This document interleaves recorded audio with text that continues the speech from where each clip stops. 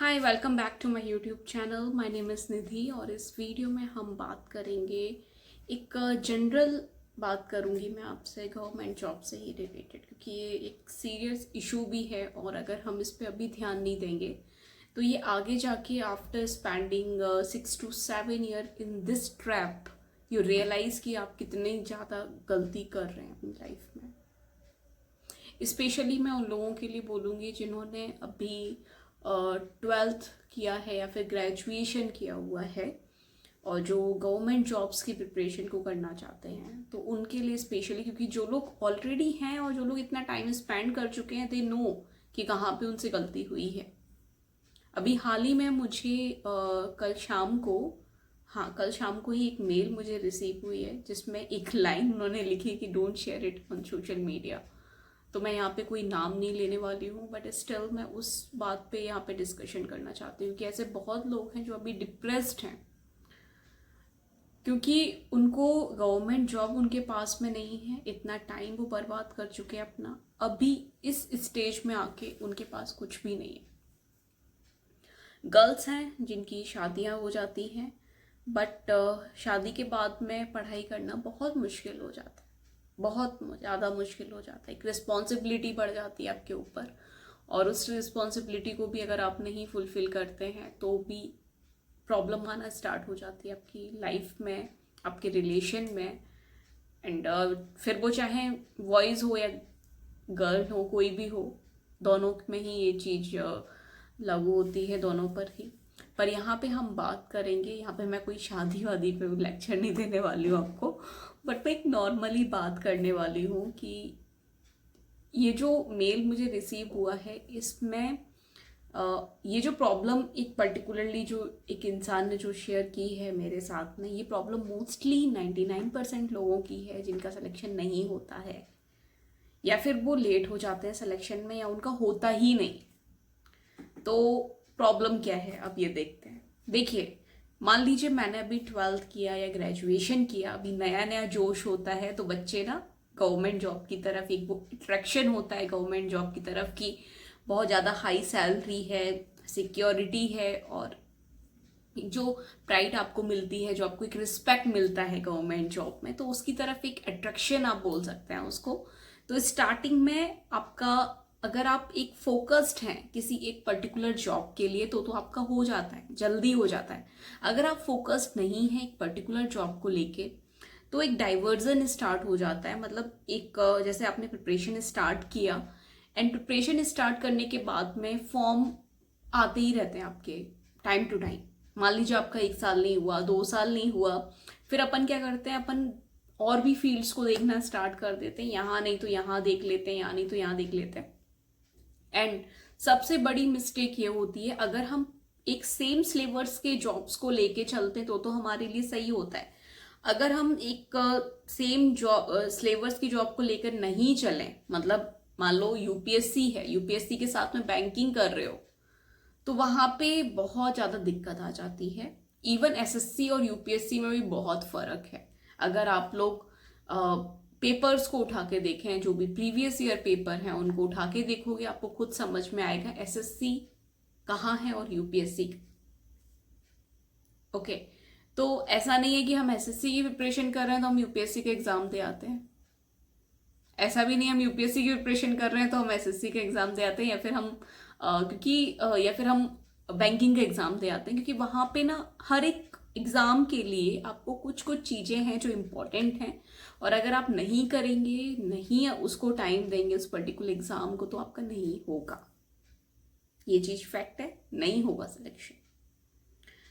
Problem तब आती है जब हमारे दिमाग में किसी भी जॉब का नोटिफिकेशन आता है, फिर हम उसकी सैलरी को देख के अट्रैक्ट होते हैं। उसमें जो भी आपके एक होता है कि बहुत हायर सैलरी वहां पे मिल रही है, या फिर इसमें ये एग्जाम में ये पूछा जा रहा है, या फिर मतलब एक होता है कि माइंड डाइवर्ट हो ही जाता है, कुछ ना कुछ सुन लेते हैं, या फिर हम किसी को, अगर हम किसी को देखते हैं कि वो ऑलरेडी उसमें सेलेक्ट हो चुका है, वो कुछ पॉजिटिव चीजें अगर उस जॉब की बताता है हमें, तो हमारा दिमाग वहीं क्लिक करता है, अरे यार अपन इस जॉब की प्रिपरेशन कर लेते हैं, ये छोड़ते हैं इसकी प्रिपरेशन कर लेते हैं। ऐसा नहीं होना चाहिए, और अगर ऐसा होता है ना तो वहीं पर ही आप ये समझ लो आप टाइम इतना ज़्यादा अपना खराब करने वाले हो ना फ्यूचर में भी आके, क्योंकि चाहे बैंकिंग हो चाहे अदर कोई एग्ज़ाम हो, सिलेक्शन इतनी जल्दी नहीं मिलता है। हर एक एग्ज़ाम में टाइम लगता है। अगर आप बैंकिंग की प्रिपरेशन कर रहे हैं तो एटलीस्ट आपको उसके लिए अच्छे से प्रिपरेशन करनी है, अच्छे से प्रैक्टिस करनी है, तभी आप एग्ज़ाम दे सकते हैं, तभी आप क्लियर कर सकते हैं। देखने में ईजी है कि हाँ भाई इतना इतना किया और हो गया, नहीं होता है। उसके लिए लगना पड़ता है, लगोगे तभी होगा। यूपीएससी के एग्ज़ाम अपनी जगह है, अपना एक उसमें टफ लेवल है। आप अगर यूपीएससी की प्रिपरेशन कर रहे हैं, आपको सब कुछ छोड़ के उसकी प्रिपरेशन को करना है, उसको फोकसली करना है। एटलीस्ट 2 to 3 ईयर दीजिए अगर आप यूपीएससी की प्रिपरेशन को। जस्ट आफ्टर योर ग्रेजुएशन या फिर आप ग्रेजुएशन में हैं तो आप स्टार्ट कर रहे हैं। एंड ये थिंकिंग भी बहुत गलत है कि ये थिंकिंग मेरी थी, मैं अपने बारे में बता रही हूँ। मेरा शुरू से रहा है कि हम एक जॉब ले लेते हैं, उसके बाद में हम प्रिपरेशन को स्टार्ट करेंगे यूपीएससी की या अदर किसी भी एग्जाम, कोई बड़े बड़े एग्जाम की। बट ऐसा नहीं होता है, एक्चुअल में नहीं होता है। आप अगर किसी भी जॉब की प्रिपरेशन कर रहे हो उसके बाद में आपको इतना टाइम मिलेगा ही नहीं कि आप किसी एक एग्जाम की प्रिपरेशन कर पाए। उसके लिए कहीं ना कहीं आपको उस जॉब को छोड़ना ही पड़ेगा और कोई ऑप्शन आपके पास रहेगा ही नहीं। क्योंकि आदमी क्या क्या छोड़ सकता है। आप जॉब करोगे उसमें भी टाइम जाएगा, उसमें भी आपकी कुछ रिस्पॉन्सिबिलिटीज होंगी, आपकी अपने लिए भी कुछ रिस्पॉन्सिबिलिटी होंगी, कुछ टाइम आपको अपने को भी देना है, उसके बाद सोना भी है। और पढ़ाई यूपीएससी की जो होती है वो बहुत ही सीरियस होके आपको करनी पड़ती है, तभी आपका सिलेक्शन आप वहाँ पे देख सकते हैं, अदरवाइज नहीं देख सकते। तो अगर आप किसी भी प्रिपरेशन को कर रहे हैं, किसी भी एग्ज़ाम को कर रहे हैं, तो एक फोकस्ड माइंड रखिए, उसके लिए प्रिपरेशन करिए। एंड अगर आपने यूपीएससी का सोचा हुआ है या यूपीपीएससी का सोचा है या किसी भी स्टेट के एग्ज़ाम का सोचा हुआ है, जो बहुत बड़े बड़े एग्ज़ाम्स हैं, इनका अगर सोचा है तो इनिशियल लाइफ में जो टाइम मिलता है आपको after your 12th in your graduation period जो आपका रहता है, इस टाइम पर ही उसकी प्रिपरेशन को स्टार्ट कर दीजिए। यही सही टाइम है। इसके बाद में आपको टाइम नहीं मिलने वाला। इसके बाद अगर आप टाइम दे रहे हैं इस प्रिपरेशन में तो आप ना कहीं एक अपनी लाइफ के साथ में ना खेल रहे हो, फिर आप प्रिपरेशन को सीरियसली नहीं कर रहे हो। ये चीज़ें बहुत सारे लोगों का रहा। और अभी एक जो बंदा है जिसने मुझे मेल किया, इनका भी बैकग्राउंड काफ़ी अच्छा रहा है, एकेडमिक बैकग्राउंड बहुत अच्छा रहा, बट स्टिल जो इन्होंने ये जो गैप लिया अपना आफ्टर इन्होंने जो अपनी बीटेक की हुई थी इंजीनियरिंग के बाद में, जो ये गैप लिया है 7 to 8 ईयर का, अब ऐसी सिचुएशन आई है कि इनको जॉब में भी प्रॉब्लम आ रही है। और ये गैप क्यों आया? यूपीएससी से की, देन वो बैंकिंग की तरफ मूव हुए। यूपीएससी में उन्होंने हार्डली 1 और 1.5 ईयर दिया, उसके बाद वो बैंकिंग की तरफ मूव हुए। उसके बाद उन्होंने एसएससी के एग्जाम्स दिए। मल्टीपल और डाइवर्सिटी ऑफ एग्जाम इतने ज़्यादा हो गए कि उनका दिमाग एक जो था ना वो स्टेबल ही नहीं रहा, एक पॉइंट की तरफ, एक एग्जाम की तरफ। तो उसकी वजह से ये सारा कुछ इतना टाइम उनको लगा और स्टिल उन्होंने कोई जॉब नहीं है अभी उनके पास में, ना प्राइवेट है ना गवर्नमेंट है। नाउ ही इज आस्किंग कि अब आगे क्या करना चाहिए, और इस टाइम पे बहुत ज़्यादा डिप्रेस्ड है। तो आप लोग, अगर मेरे अलावा और भी लोग हैं मेरे चैनल पे जो बहुत एक्सपीरियंस्ड होंगे और जिन्होंने अपनी जो भी आपकी जर्नी रही हो इस लाइन में, गवर्नमेंट जॉब की लाइन में, ऑनेस्टली आप उसको शेयर करिएगा कमेंट बॉक्स में। क्योंकि ये कहीं ना जो आपके जो न्यू जनरेशन है जो आफ्टर ग्रेजुएशन आएगी ना, वो उनको सीखने को मिलता है आपकी जो भी मिस्टेक्स हैं उससे। और अगर आप दूसरों की गलतियों से सीख लेते हैं तो बहुत अच्छी बात है, अदरवाइज वही गलतियों को बार बार करना, वही रिजल्ट लेके आना तो कोई मतलब का नहीं है। ये एक बेवकूफ़ी होती है। तो उसको ना करके एक प्रॉपर देखिए कि अगर कोई आपको बोल भी रहा है या आपको कोई गाइड कर रहा है, फेलियर का मतलब ये नहीं है कि मतलब कोई भी यूपीएससी की प्रिपरेशन कर रहा है या फिर अदर किसी एग्जाम की प्रिपरेशन कर रहा है, अगर वो फेल हुआ है उसका मतलब ये नहीं कि उसके पास में नॉलेज नहीं है। उसके पास में नॉलेज है, सब कुछ है, बट स्टिल उसका सिलेक्शन नहीं हुआ क्योंकि कहीं ना कहीं उन्होंने गलतियां की हैं और वो गलतियां उन्हें पता भी हैं। इतने ओवर टाइम जब आप गलतियां वही करते हो ना तो आपको पता चल जाता है। अगर आप उसको करेक्ट कर लेते हो सही टाइम पे तो बहुत अच्छा है, वरना एक जो ट्रैप बन जाता है ना कि हम अगेन हर एक साल वही गलती करते हैं, तो हर एक ईयर आपका ऐसे ही निकलता चला जाता है और आराम से 10 साल निकल जाते हैं, 30 से 32 ईयर आराम से निकल जाता है टाइम। और उसके बाद में कुछ नहीं बचता है, फिर बस यही होता है कि भाई जो भी नौकरी मिल रही है ना ले लेते हैं।